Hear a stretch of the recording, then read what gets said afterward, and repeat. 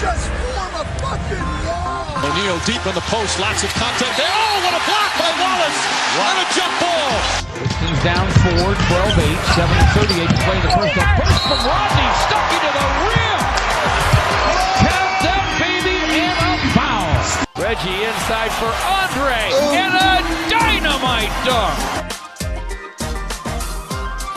Detroit Pistons fans, welcome to another episode of Palace of Pistons Podcast. And no, it's not the year 2015, although by the sound of my voice, it may feel like that.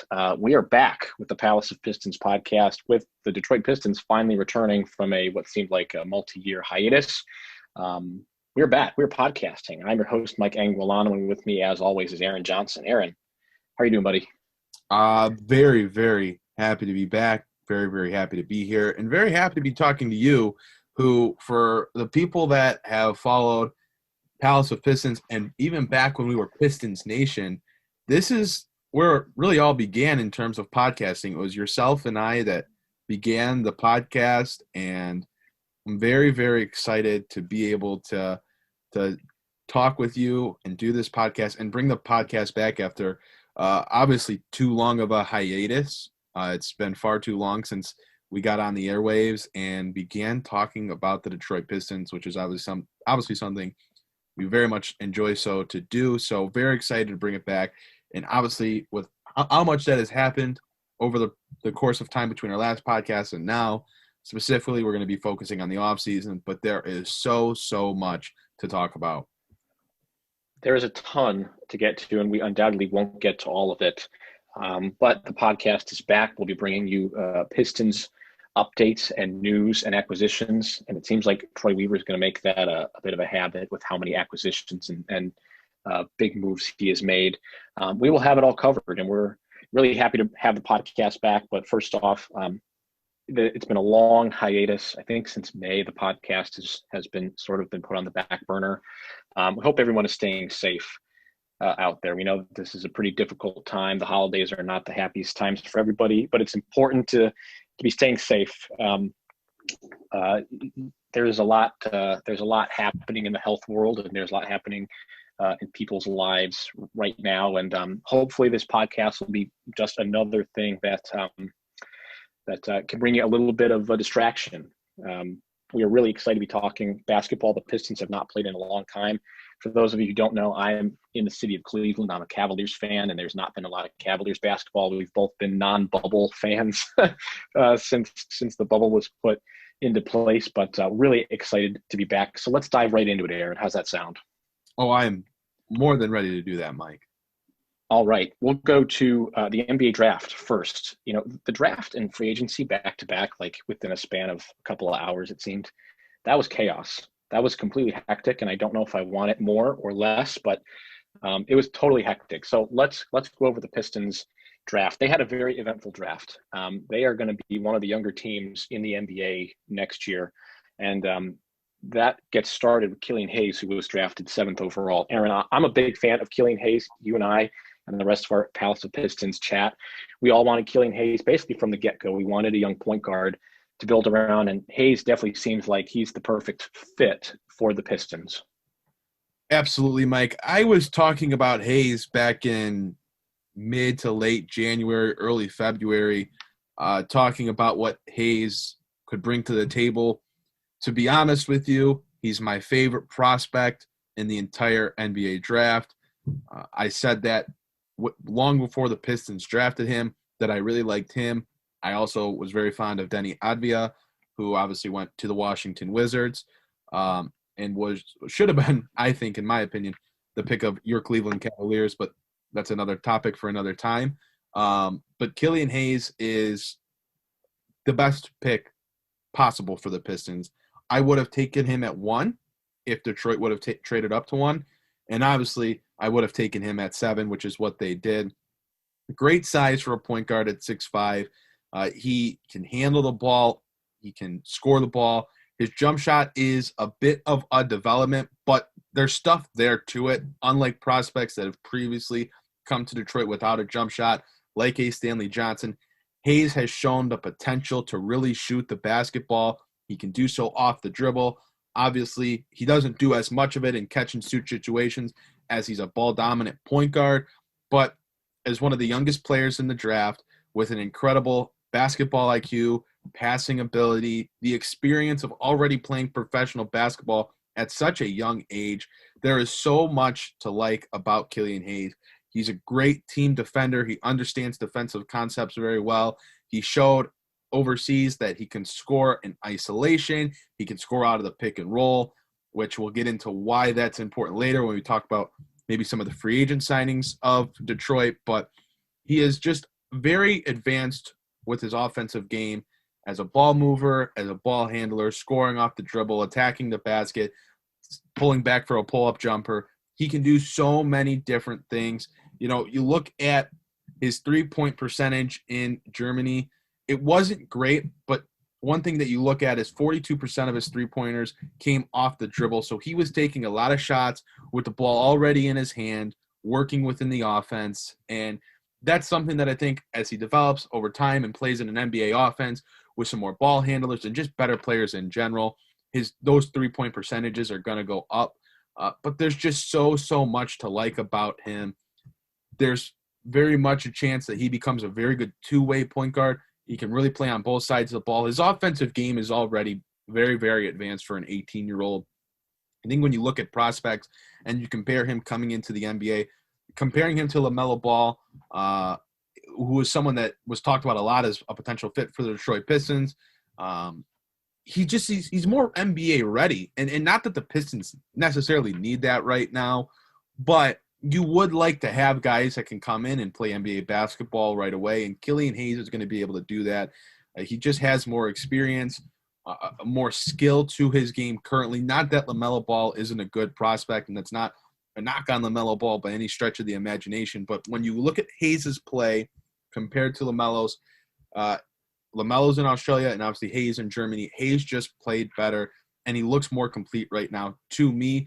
Not that we need to compare those. This isn't a Luke Kennard and Donovan Mitchell comparison that is going to go on or was going on throughout Kennard's entire time as a Piston, or the Stanley Johnson and Justice Winslow back in the day when people thought Detroit should have drafted Winslow and they took Johnson. There's not really a comparison to that, and that's not what this is going to be. But that was just to make somewhat of a comparison.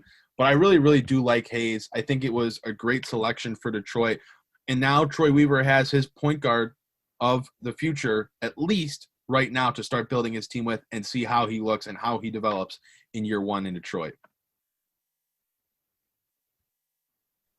And, you know, a lot of teams want to build around a point guard. That seems to be the new thing. Like back in the early 2000s, it seemed like teams were going to build around a big. You know, you draft a big, you get a rim protector, and then you build around that. Now it seems to have totally flipped. I mean, the Cavs picked a point guard, they built around him. You know, just to use a more recent example, in a way, the Hornets are doing the same thing with getting LaMelo Ball. You know, they're going to put stuff around him. They already did that with Gordon Hayward, but they're building around a point guard. And I have not watched too much Killian Hayes, but in what I have seen, he has the court vision to make smart passes, and that does result in a lot of turnovers because he's a young guy and maybe tries to squeeze the window a little bit too tightly. But he, you know, those are turnovers that, to me, as a young kid, I am okay with, because it shows that he has the vision to make those smart passes. And eventually he will maybe shy away from some of those tougher passes that he knows he can't make, but that could lead to some very, very smart, very forward-thinking dimes, especially once you get some players around him that he can lean on a little bit more. Correct me if I'm wrong, but it seems like Hayes is going to be, well, I believe we have word he's going to be the starting point guard, but do you see him sliding over to the 2 and playing with Derrick Rose? I think it's very possible in Dwayne Casey's system and you know, his way of coaching. I'm very happy to hear that Casey, coming into training camp, has named him the starting point guard. Obviously, you know, he's going to have to perform in training camp to keep that spot, but it seems very likely that he's going to be the opening night starting point guard for the Pistons, which is a great sign. Obviously, we know that Dwayne Casey is kind of known for his tough love to what he brings to the table in terms of developing his young talent. We saw that a lot last year. I think Christian Wood is a great example of. Wood was obviously more talented than Thon Maker, but he was going to make him earn it over Thon and outperform him in the minutes that he got off the bench and sparingly got, and then as well in practices and whatnot. But I like the idea of giving Hayes the ball right away. Obviously, he needs to perform in training camp and show promise at different levels, but I think it's the right decision. And I do think there's a chance we see him or Derrick Rose, maybe not even peg one of them as the 1 or 2. I don't think it will really matter. Dwayne Casey likes playing 2, even 3-guard lineups, 2-point guards, 3-point guard lineups at times. So I think it's very possible that we see them on the court together at some point this year. And, it wouldn't shock me whatsoever. Yeah, it definitely wouldn't shock me either. And there's going to be a lot of turnovers. There's going to be a lot of mistakes. Liken a rookie point guard starting immediately to a rookie quarterback starting immediately. There's such a steep learning curve in leading an offense and initiating the offense that there's going to be growing pains. That's just the nature of having a rookie point guard lead the way. The good news is that, much like the Cavs with Colin Sexton, I'm just going to keep beating in the Cavaliers comparisons, is that he does have a very good power forward to lean on in Blake Griffin for at least the time being, assuming that Detroit can't move him for a haul of prospects. But much like Colin Sexton, who had Love theoretically to lean on until Love was throwing temper tantrums and got injured and wasn't available, it's going to be good to have Blake helping him out in the offense, essentially, to get things ready. And having Derrick Rose, next to him would help a ton. I agree. I don't think there's going to be a point guard and a shooting guard specifically outlined, but I think you'll see just the 2 guards working in tandem together. And with regards to some hardware, I think that Killian Hayes, just because he's going to have so much court time, he's going to get the ball a lot. He's going to be essentially given the keys to the offense. I think he is a legitimate Rookie of the Year candidate because he's going to get such a volume of minutes. However, I think Obi Toppin is going to get a similar huge volume of minutes, and he's going to be putting up double-doubles in Madison Square Garden, which will certainly elevate him to a different status than maybe Killian Hayes would have if he was putting up similar numbers in Detroit. But personally, I think Hayes is a big-time candidate for Rookie of the Year just purely because of the volume of time he's going to have on the court. I think there's a chance, absolutely. I think there is, and obviously that remains to be seen with the health of the Detroit Pistons roster. But if they do stay relatively healthy, you have to think that Blake Griffin and Jerami Grant are going to command a lot of attention offensively. Derrick Rose is obviously going to play a lot when he's healthy, and he's going to command the ball a lot. But I still think there's a path for Killian Hayes to win Rookie of the Year. Obviously, especially guys like Derrick Rose and Blake Griffin are going to miss time, which will create more opportunities and put more pressure on a player like Killian Hayes to perform and lead the team on a gamely basis. But I certainly see a path. I don't know if he'd be my favorite. I think Obi Toppin probably is someone that belongs in that category discussion as well. But you put a point in a Knicks uniform, you are going to be put on a different level already just because the Knicks are so bad. You put up points in a Knicks uniform in the lights of Madison Square Garden in front of the hundreds of fans who may be there because of COVID. You are going to be put on a different level than other prospects for sure. Yeah, absolutely. And that's certainly not a knock on Hayes either. It's just with the roster that the Pistons have, the type of players that they have that when healthy are going to command the ball and command shots, might be a little bit harder for him to do so. But depending on health, certainly he could be vaulted into a number, I don't know if he'll ever be the number 1 option this year offensively, but you could certainly see him become the number 2 option at some point, depending on the health of the Pistons. Sure. Let's continue onward into the draft. I think the consensus, we definitely like the Killian Hayes pick. Very, very good pick. That's who the Pistons needed. That's who they've been kind of pegged to get. So we're both very, very happy with Hayes. The rest of the draft was a whirlwind, and I'll put the trades into a separate category. So let's just talk about the players themselves, not necessarily how the Pistons, did in acquiring the other players, including Ariza, who was already shipped away. And then we'll leave the Luke Kennard trade for a little bit later because that's sort of to me, that's more like the free agency. Let's just talk about the players. They did draft Isaiah Stewart, 16th overall. Really quick, Aaron, what do we think about Isaiah Stewart? He seems like a big bruising sort of backup center type.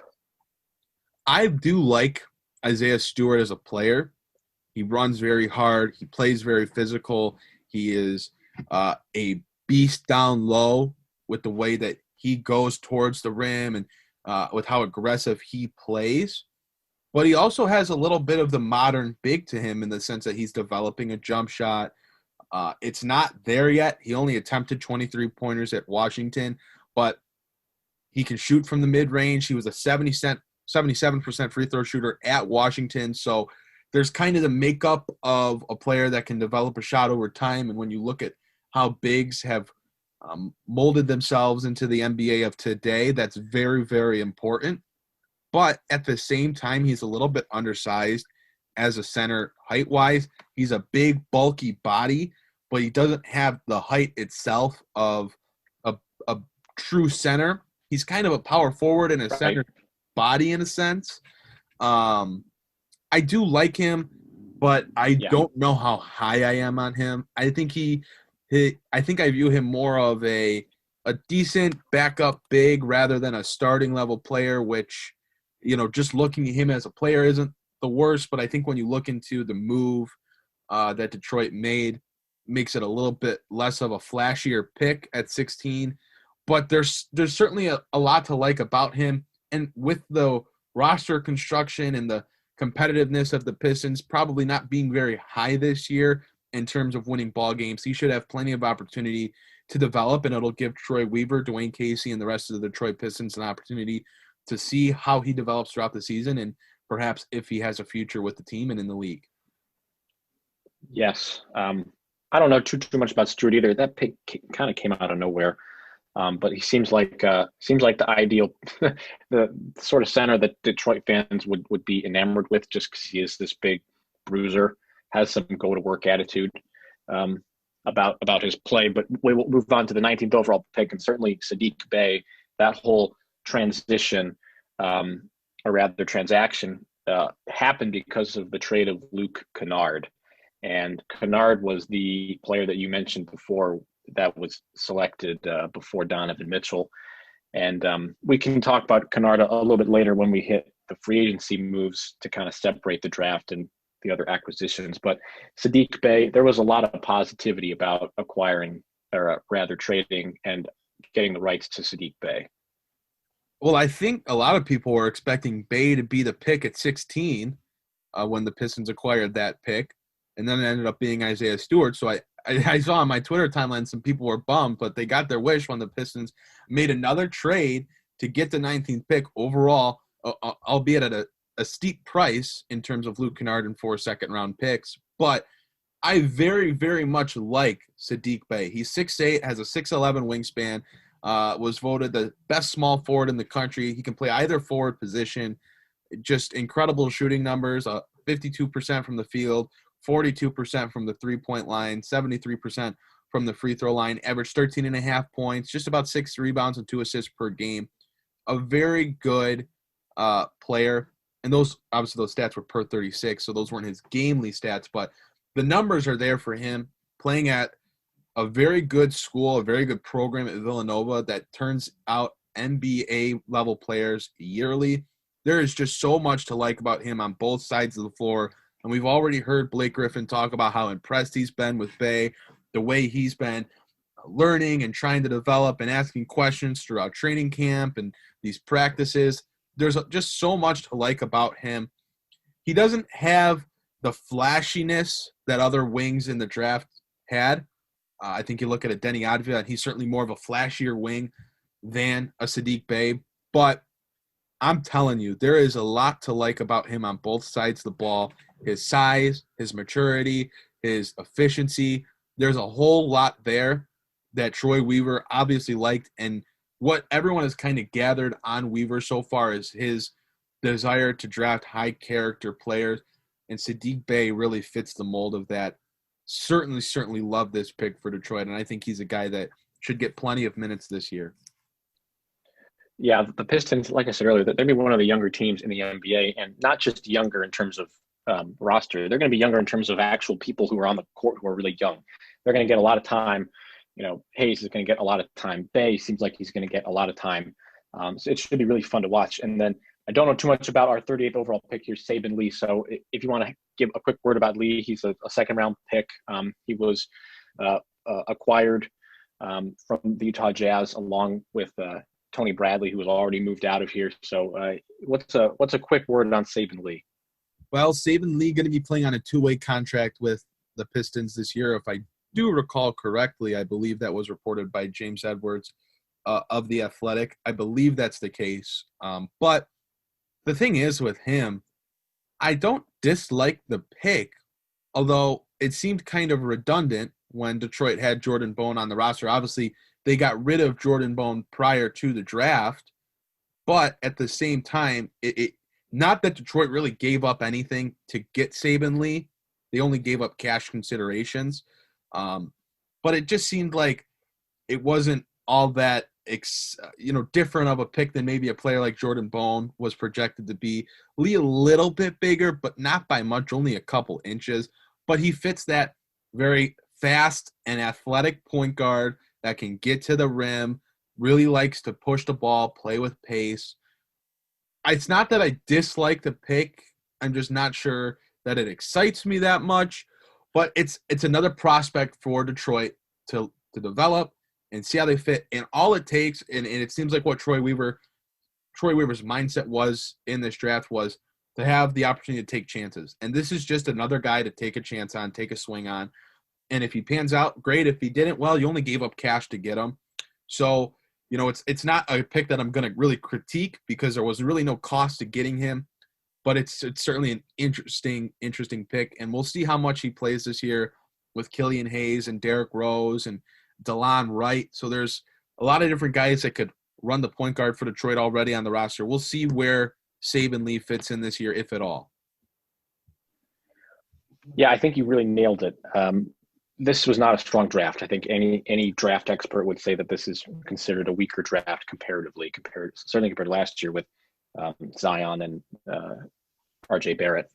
And it's a matter of, putting as many bullets in your chamber as possible, firing them away and seeing if something sticks. Seems like Hayes is going to stick. The Ringer had him as their top overall prospect in the draft.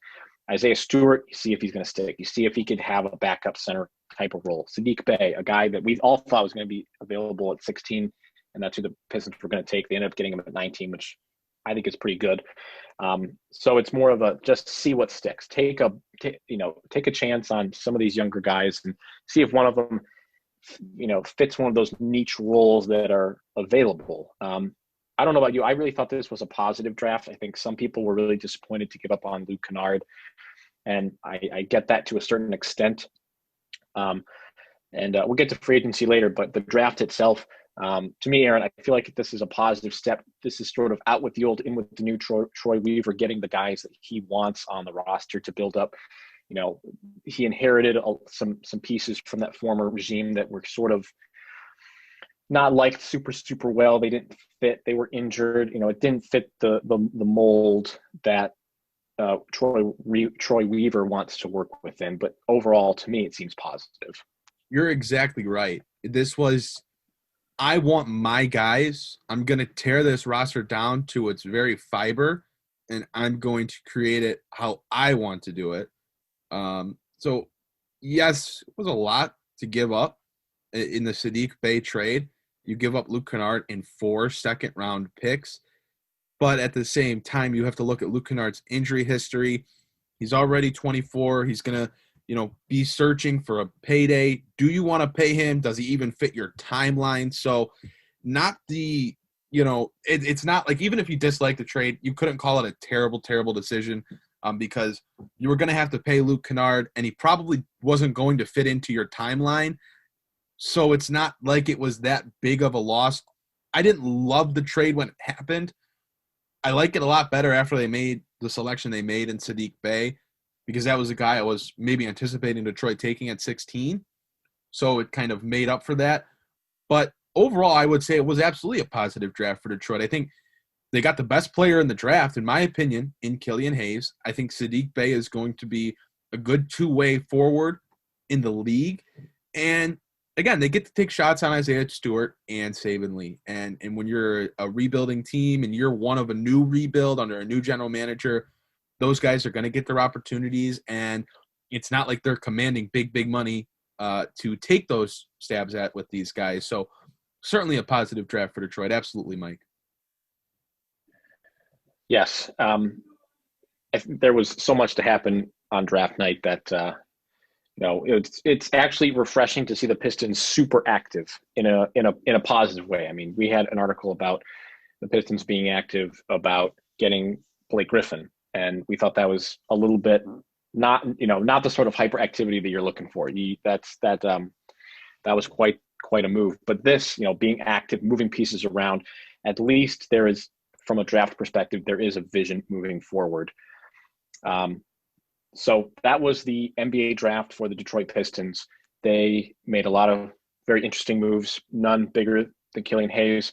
And before we move on to free agency, where I have some pointed opinions about the Pistons free agency, I wanted to mention to our listeners a special offer exclusive to Palace of Pistons. You can pick up former Detroit Piston and Mayor of Detroit, Dave Bing, Detroit great, his new book, Attacking the Rim, from triumphbooks.com, using code PISTONS30 for 30% off your order. Read about Dave Bing's journey from NBA legend to business leader to a big city mayor.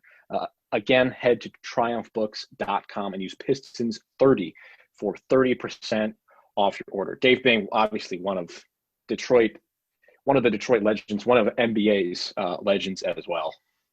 Yeah, absolutely. And I'm very, very excited to read this book, Mike. They actually were kind enough to send me a copy, so I received it the other day. I'm very excited to get into it. And this is a great opportunity. If you're looking to purchase this book, 30% off, that's not bad. So Dave Bing, obviously a very, very storied career, both in the NBA and in the political sphere, serving as the mayor of Detroit. So I'm very excited to dive into that book. Yes, absolutely. And again, that is Pistons 30 for 30% off your order. That is from triumphbooks.com. So read all about Dave Bing, his journey from NBA legend to the mayor of Detroit. Okay, we are on to Pistons free agency. And if you thought the draft was too much for your brain to handle, you might need to grab some aspirin, because free agency was taken up to the next level. I'm going to go through these acquisitions a little bit quick. I think some of them are sort of whatever. We'll circle back around to losing Luke Kennard, trading him, and sort of punting on that pick. And maybe we'll have a Luke Kennard discussion for another day about exactly everything that happened with him and his eventual exit. He was a very pointed guy that a lot of Pistons fans try to rally around, especially since he was taken before Donovan Mitchell. But let's start with the acquisitions that the Pistons did make for free agency here. Let's start with Jerami Grant. I think that was easily the biggest one. 3 years, $60 million. Aaron, I'll let you go first to talk about Jerami Grant, because personally, I don't really like this move. I know that Denver Nuggets fans really hate this move. What do you think about Jerami Grant?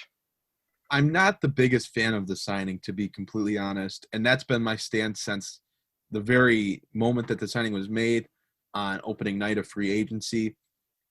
I think it's a lot of money to commit to a player that was not the number one and not the number two option on this Denver team that was very good. I think his performance levels were raised as the byproduct of playing for a very good coach, a very good system, and alongside one of two very good playmakers, one of the best players in the league in Nikola Jokic. I just don't know if he's worth that money, and it creates a positional logjam to the point where Sekou Doumbouya, one of your building stones currently, is now forced to come off the bench. And I know there are people that think he's fine coming off the bench, but the Pistons are going to be bad. Sekou Doumbouya should be playing 35 minutes a night, and he should have the opportunity to start. But with Jerami Grant and Blake Griffin at the small forward and power forward spot respectively, there's no way for that to be possible. The other logistical fitting of Grant that makes me question this signing is his position. He is really a power forward, Yep. According to Basketball Reference, he played 62% of his minutes at power forward last season. He only played 36% at small forward. They didn't have him as a small forward at all in the 2018-19 season. So, yes, he can play small forward, but I think it's going to be very interesting to see how he fits there for likely, 25 to 30 minutes a night. He's probably going to see some minutes at the 4 spot as well, but he's going to start at the 3 spot, considering Blake Griffin is healthy and playing. And if that's the case, that's how it's going to be. He's a fine player. He's a good player. He's a good defender. He's very athletic. He's a great role player. But you just paid a role player $20 million. And it kind of – per year. Yes, per year. And it kind of brings me back to the 2016 offseason when all of these guys left and right, Timothy Mozgov, Luol Deng, John Lure, were getting paid big money when they were role players at best. And that's Jerami NBA Grant, champion Timothy Mozgov to you, my friend. fair. But Jerami Grant, at best, is a starting level role player, which means he's a good player, but it's tough to pay him $20 million. I just don't love this signing. If the Pistons didn't have Blake Griffin, I'd probably be singing a much different tune right now. But because they already have a lot of money tied up in Blake Griffin, they just tied up another $60 million in Jerami Grant. And now their 2 highest paid players play the 2 positions that their one of their 2 young wings play. And really both the young wings are now kind of stuck. Because Saddqi and Saddqi, whether you put one of them at 3 or one of them at the 4, it doesn't matter. They're both coming off the bench in the immediate because of Jerami Grant and Blake Griffin. And again, it's not like those positions just open up after a season. Blake Griffin has another year left on his deal, and obviously Jerami Grant after this upcoming season will have 2 more years left on his deal. So there will have to be some roster construction changes if Saddqi or if Saddqi Bey are part of the Pistons' plans moving forward. I just don't love this signing. He's a good player, but at the money and what it does in terms of roster construction, I don't love the signing. He was an effective player on a playoff team in a role and a capacity that fit him very well on a team that needed him. They needed that defensive presence. They needed that length. And the Nuggets were still not a very good defensive team. I honestly, I don't get the signing. I mean, if you're thinking he's going to play the 3, I guess that has some extra merit, but he didn't play the 3. Like you said, 62% of his time is spent at the 4, unless they're planning on going super small lineups with Blake at center. And that's their plan moving forward. I just don't understand giving a guy who, I understand he wants a bigger role. I think every player who starts to play well thinks, oh yeah, extrapolate this out and I could do a lot, over more minutes. But I just don't think Detroit was the place to do that. I mean, they had the cap space, and I think that's sort of one of the things that Troy Weaver's looking at is, he's going to take a shot on a free agent maybe in a year. He's able to move Grant, or he plays well in some limited minutes on a bad team, pads those stats, and he looks more tradable.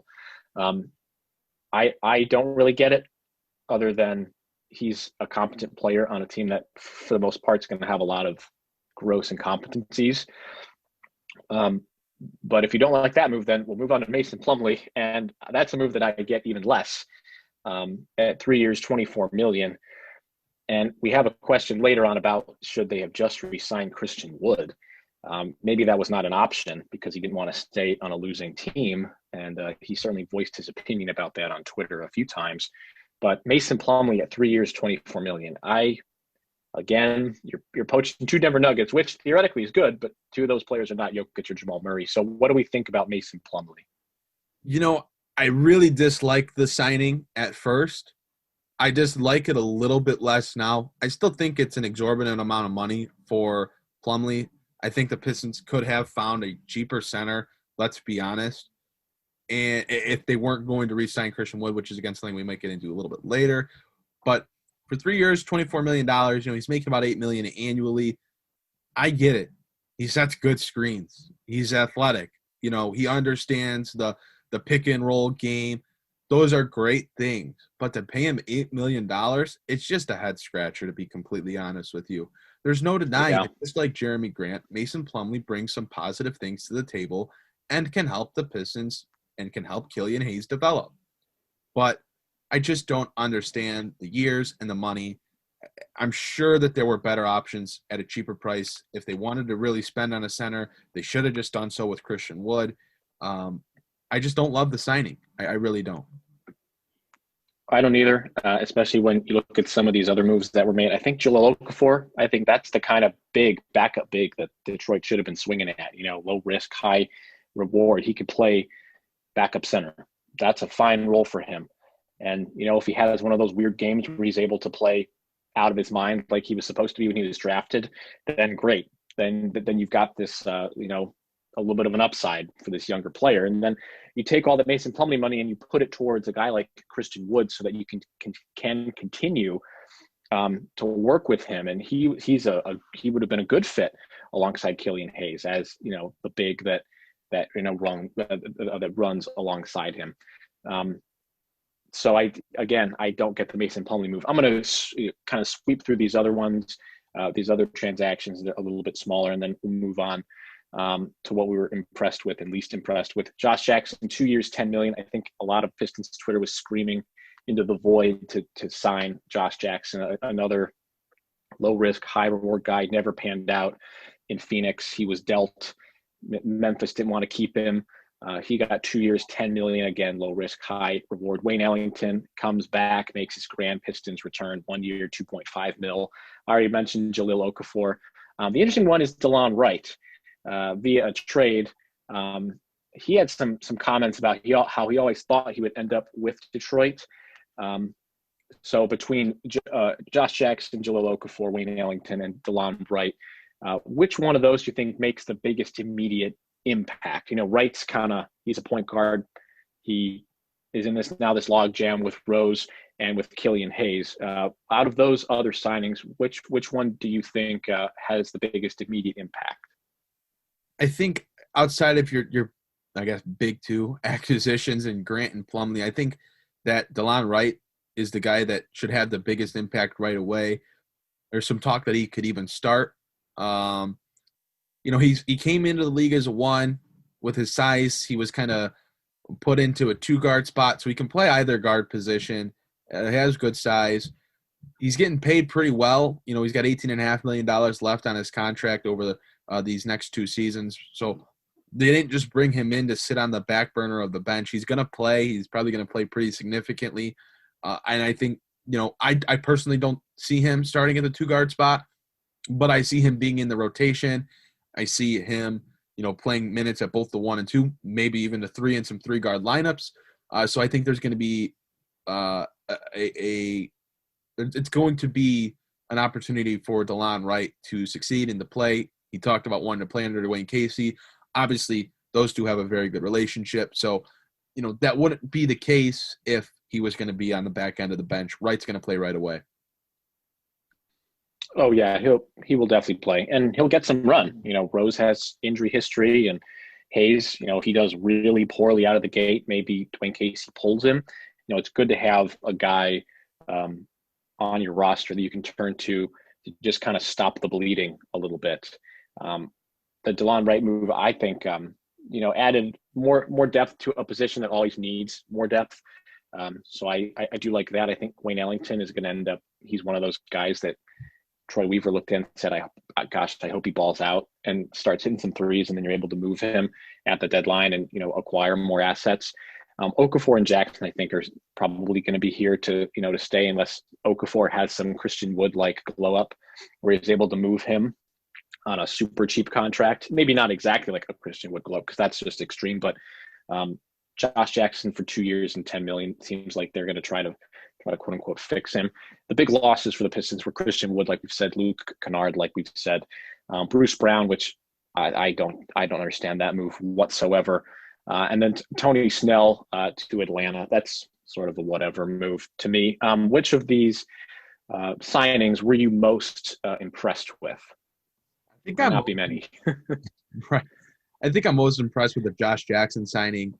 I don't know if that's a player that's going to turn out, but he was certainly playing good basketball in Memphis. And if he can kind of put his off-court issues outside of his world and play basketball and not get into trouble and not cause any issues, he could be a competitive and a contributing player to this roster, not only next season, but potentially 4 years to come. He's just 24 years old. So I was very happy with that signing. I think there's a player there if he can just kind of get the off the court issues out of the way. What about least impressed? I mean, there's plenty to pick from. I mean, for me, it's Mason Plumlee. But what do you think? It's between Grant and Plumlee, because to be honest with you, I like Josh Jackson, Jahlil Okafor, Wayne Ellington, and DeLon Wright. I think they all serve some sort of purpose for the Pistons.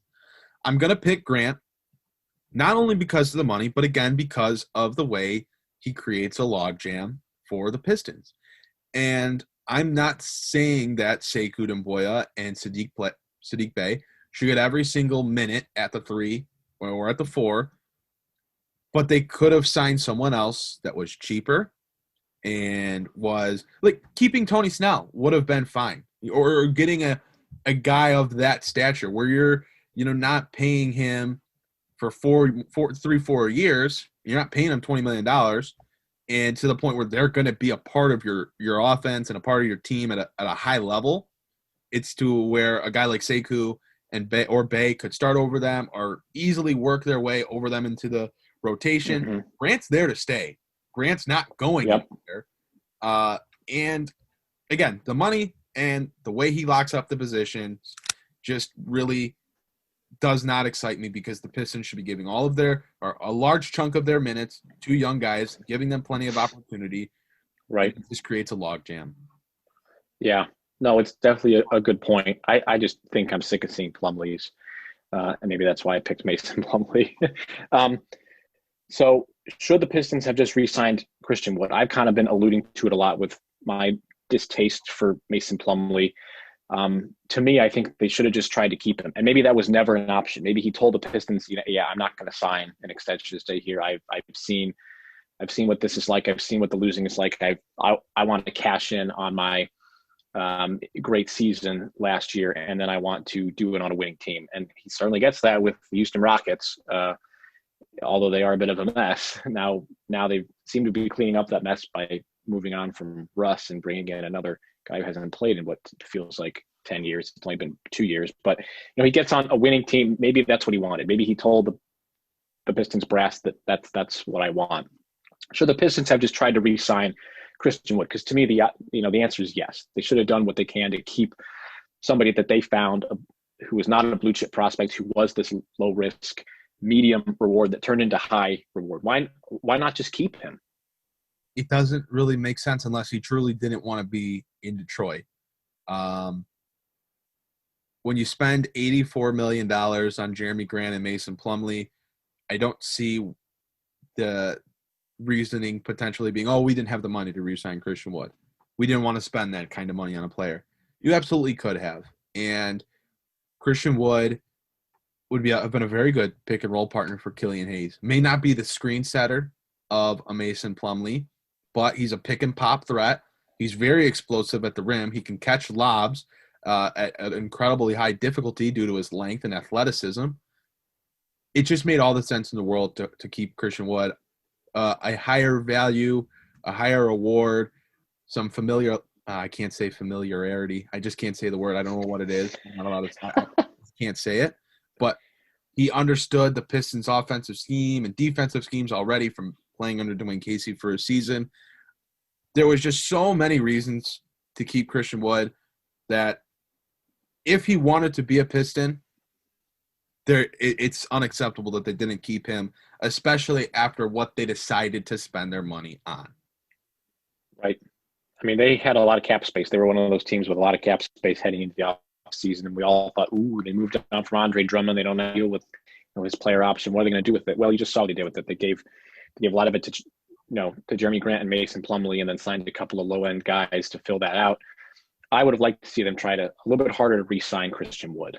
I really think that would have not only excited Pistons fans that, they keep a player, they keep a guy who is a good player, who the fans sort of fell in love with after they moved on from Andre Drummond and whatnot. I think it would have been smart to keep him, but this is all Troy Weaver wanted to get the guys who he wanted. And again, this may be all just a moot point if Wood did not want to sign with the Pistons, period.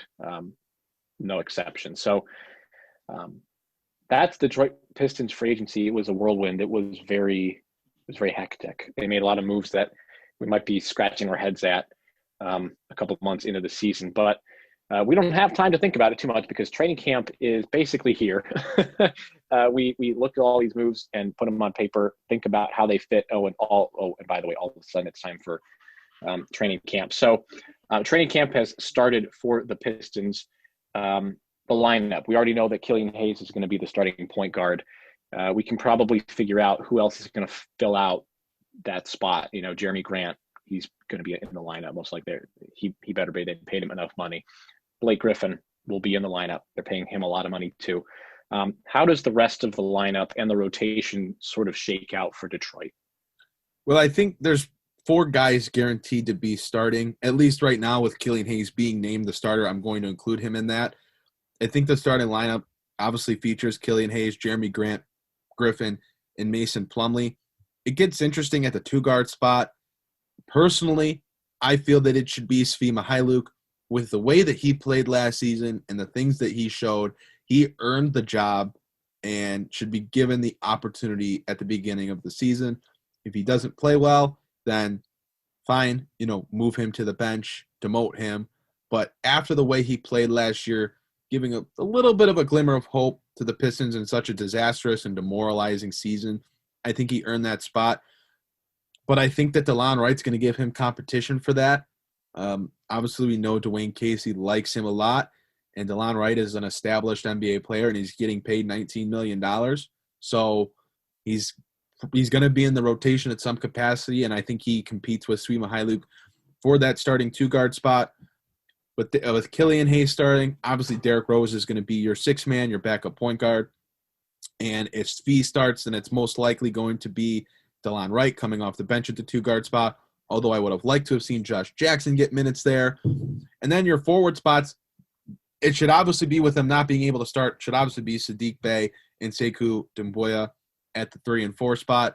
But they could get competition from Josh Jackson, DeLon Wright, and Wayne Ellington for minutes there, especially at the 3-guard spot. Maybe not so much the 4. The 4 should be one of Sekou or Saddqi Bey, and I would really hope that Sekou Doumbouya is in the rotation to begin the season. And then the 5 spot. There's, multiple centers left on this Pistons roster. Isaiah Stewart, one of them.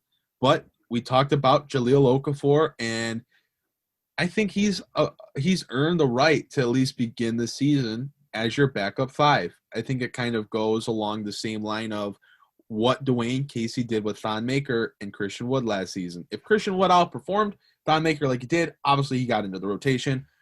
I think it's Jahlil Okafor's spot to lose. He's going to be given the right to do so. And if Isaiah Stewart gets spot minutes here and there or in practice outperforms Jahlil Okafor, then maybe we see that change. But that's kind of how the 10-man rotation shakes out for me.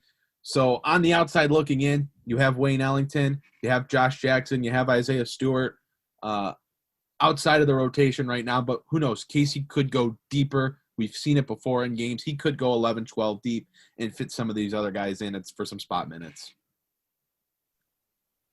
Aaron, this is a all-over sort of roster right now. I mean, Jahlil Okafor as the starting center, you would have told somebody that last year, they would have asked, what's wrong with you?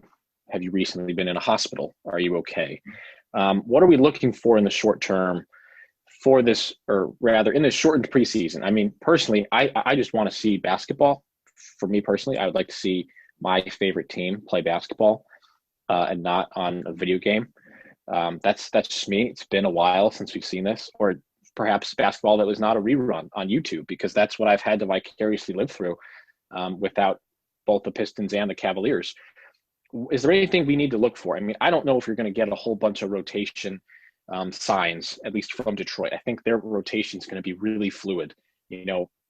There are guys who, they may just want to start playing the young guys. They may want to try to give the vets, plenty of minutes to up their trade value. I think it's going to be very fluid. But if we're going to look at anything in the preseason, what are some things that we want to look for?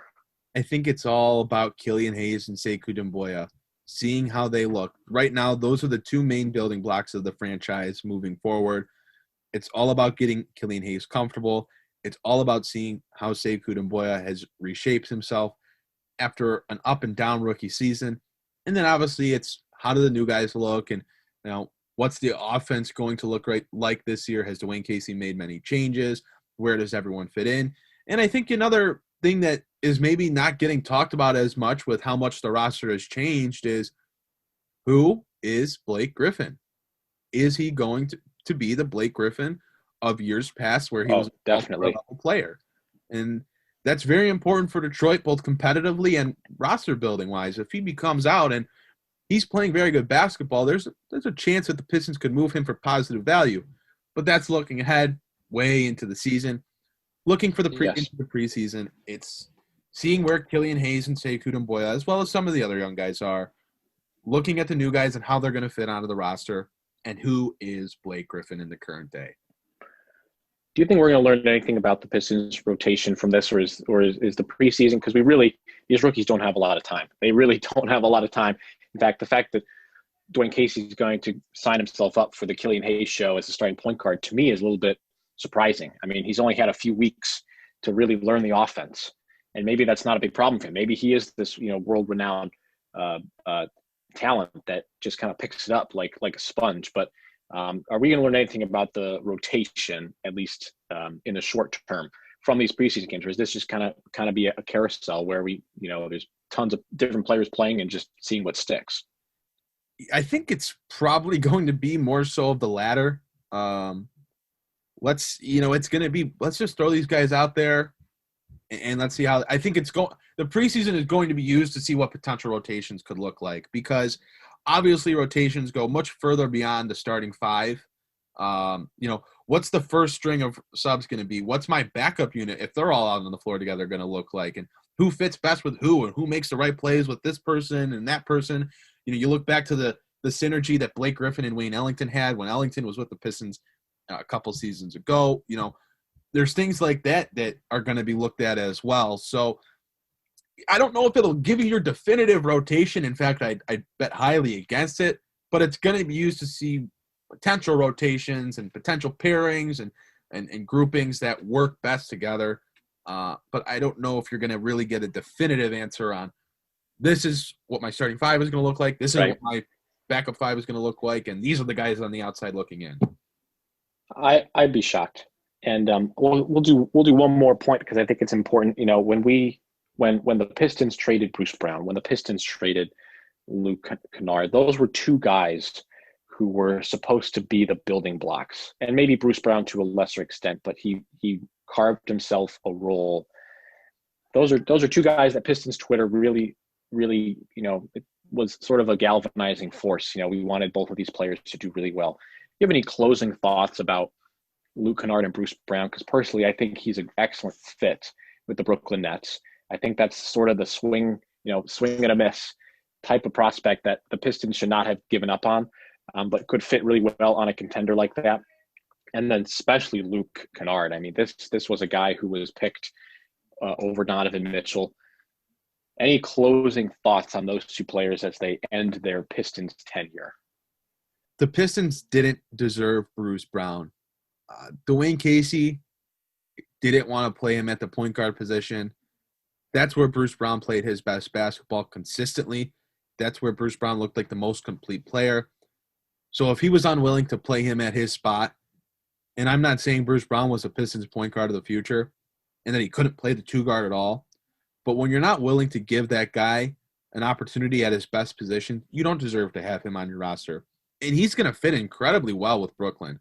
When you have offensive firepower with Kevin Durant and Kyrie Irving, you obviously don't need Joe Harris, isolation score and a ton of shooting. Yeah, Joe Harris as well, and some other guys certainly. But Bruce Brown is going to come in and he's going to be your ball hawk defensively.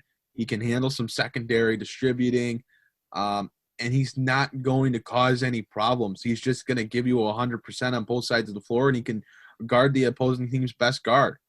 You know, he is a fine young player and was developing very well in Detroit, considering where he was drafted. That's certainly a loss for the Pistons, but they obviously didn't see the player that Bruce Brown had become, so they didn't deserve to get to keep him in the first place. The Luke Kennard, I like the Luke Kennard a lot. I still do, and I think he's a great fit for the Clippers. I think the Nets and Clippers both got players that fit very well within their roster. Yep. Kennard, just a knockdown shooter, can alleviate some of the pressure off of Kawhi Leonard and Paul George, or could really make teams pay for not guarding him and being so focused on Paul George and Kawhi Leonard. He's going to fit very well there. And he has grown as a player as way more than just a spot-up shooter, can score off the dribble, rebounds well for his position, was really blossoming as a distributor and a ball handler. So if he can stay healthy, he's going to be a very positive piece for the Los Angeles Clippers. And I'll be very interested to see what kind of market he has as a free agent next offseason.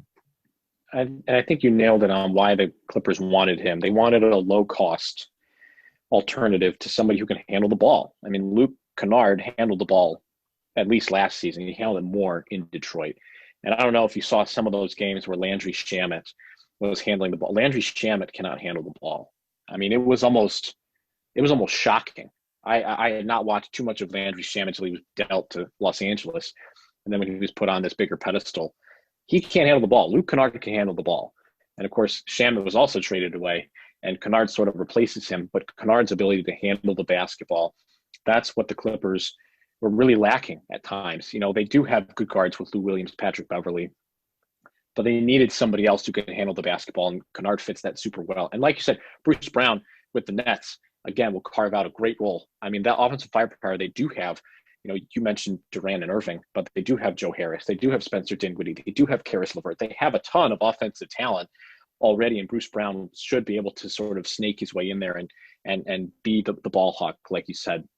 So, Aaron, that is our sort of off-season overview. There's really never an off-season, it seems like, with Troy Weaver, because he's constantly looking for something else out there. I think if Blake Griffin starts to play well the first couple of weeks, he's going to start to dangle that name and that giant contract out there too. But any closing thoughts on the Pistons offseason? Would you give it a grade?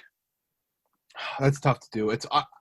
I'm not a big grade guy, but I'm looking at it this way. I like their draft, and I didn't like their big signings in free agency. I like some of their secondary signings. I'm going to give it a C. I'll give it a C+. C+. I would agree. I was going to give it the exact same thing. You know, I don't think it's really good or great. I don't think it's bad either. It's not as if Mason Plumlee or Jerami Grant really cripple you. But at the same time, it's a lot of money, and you signed them long term. It's tough to like that. It's a C+. Prove me wrong. It's a prove me wrong kind of offseason in that sense. Sure. And I think maybe some people were hoping for some direction, or they would want to see that cap space used in a different way. But here's the reality of it. The draft was not a very strong draft, and the free agency class was really not strong at all. I mean, sure, Anthony Davis was technically a free agent, but he really never was. It was not strong on either front. The Pistons made moves that filled small roles. There is a loaded draft coming up here next year. The Pistons should be looking towards that. And, I give it a C+ as well. I don't know what I would have done if I had, to push it up to a B or an A. Maybe if you keep Christian Wood and don't sign Mason Plumlee, that would make it a B+ for me, because I like to see them keep players that they, I wouldn't say Christian Wood's a homegrown player, but he's a guy that they picked up. They had some faith in him. He got all the minutes after Andre Drummond was dealt, and he played really well. Maybe that would have pushed it to a B, but overall, I think it is a C+. And, like you said, we'll wait and see. So with that, that is going to do it for this episode of the Palace of Pistons podcast. This is episode 109, even though we haven't had an episode in what seems like 109 days. Might actually be close to 109 days. It might be a little bit more than 109 days. But this is episode 109. I've been with Aaron Johnson. My name is Mike Anguiano. I'd like to thank you all for joining us, and stick with us. We're going to be doing a lot more Pistons podcasts and coverage as we head into the season. Finally, the Detroit Pistons are back playing basketball.